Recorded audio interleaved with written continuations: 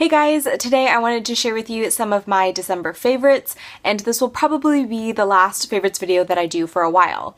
I'm gonna go more into that in my 2016 resolution video, which is coming up in January, but for now, let's go ahead and just get into the favorites. Like always, I have kind of a random assortment of things to share with you guys, but I wanted to start off by sharing with you my new reading glasses. Now these are by a brand called Penguin, which does men's clothing as well, and I really like the glasses. So this is what they look like. I really enjoy the very subtle patterning in the design. They're way more comfortable than my initial set of reading glasses, and because I like the way they look aesthetically, I'm just way more inclined to wear them rather than pretending like I have forgotten that I have reading glasses. The other thing I want to say is that if you suffer from the common Asian ailment of a very narrow or non-existent nose bridge, you might find these perfect for you because I have no nose bridge and my other glasses were constantly sliding down my face, but these ones don't do it half as much. Next up, I have to mention my iPad Mini 4, and although I wasn't really intending on purchasing an iPad this year,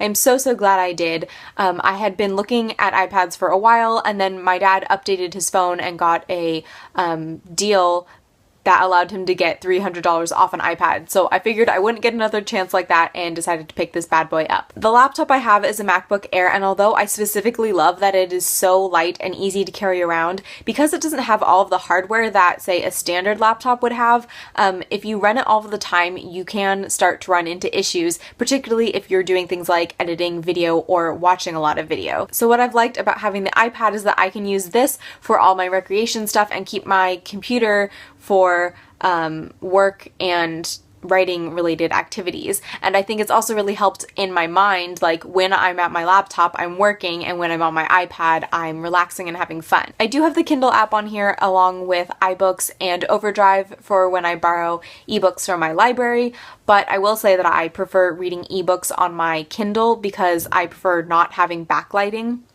But this is fantastic for reading graphic novels or comics because my Kindle is one that doesn't even have backlighting, so it definitely doesn't have color capabilities, and that's where this one comes in. Alright, I'm about to go all organizational nerd on you guys, so if you're not into that, sorry. But right now, I just want to share that bullet journaling has become definitely one of my favorites in December.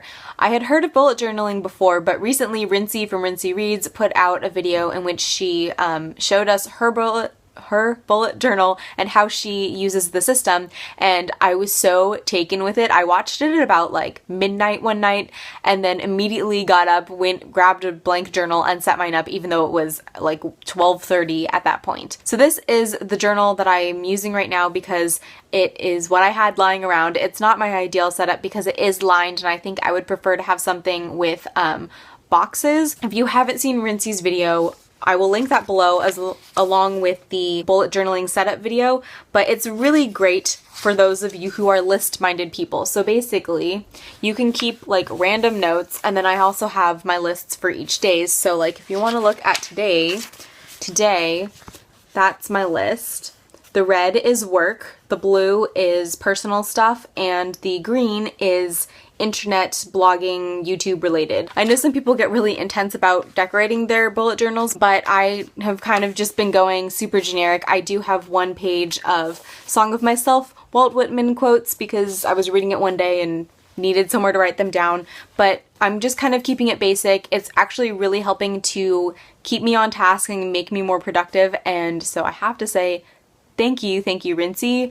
You've changed the way I'm organizing myself. As long as we're talking about Rincey, I should probably just mention all of my YouTube related favorites. And first of all, I of course have to talk about Vlogmas. This is something that I honestly wait for every single year since I have seriously started watching YouTube. And I think that's mainly because there are so many different variations on how people interpret putting up a video every single day. I did a whole blog post on some of my favorite people to watch during Vlogmas, so I will link that down below, but for a brief run through, if you're looking for someone traditional, you have to watch Lily Pebbles. She is of course beauty and lifestyle, and her vlogs are pretty much everything you could want out of just a standard daily vlog with a beauty twist.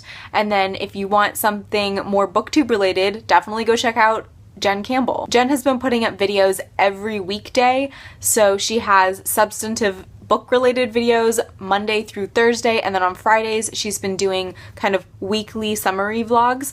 And then if you're looking for somebody who just does whatever the F she wants and is amazing, go check out Roseanna's channel because she has several amazing videos up this Vlogmas, and I would recommend pretty much all of them. And lastly, I want to mention a booktuber that I started watching this month, and that is Katie from Books and Things. Now, I will be the first person to admit that I totally do not understand the British school system, so I know she has gone through some kind of a lit degree, possibly some kind of a master's degree, but Katie is a oh, that's hard to say. Let me try and bring it back. Katie has a thing for classic lit, particularly Victorian lit, particularly Charles Dickens and Jane Austen. Currently, when I am filming this, she is in the middle of her week of Jane Austen, or Jane Austen week, where she's basically talking about a different one of Jane Austen's novels each day of the week. She's doing this to celebrate Jane Austen's 240th birthday, and she has got me addicted to her channel. She is incredibly excited about the books that she reads, and for lack of a better way to put this,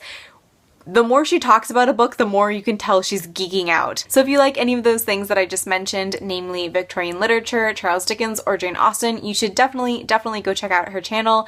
And if you're not, but you're into more contemporary literary fiction, I believe you'll find something there for you as well. Alright, so those were all of my favorites from December 2015. Yes, the end is here, people, the end of 2015. Anyways, I hope you guys enjoyed that video. I will be taking the next week or so off because it is Christmas, and then I am going to be going out of town briefly, but I hope you guys are excited for January because it's going to be a busy one video-wise. I have to do some pre-filming because I have a lot to get through. That is all I have for now. I hope you guys are having a fantastic day. Thank you so much for watching, and I will see you next time.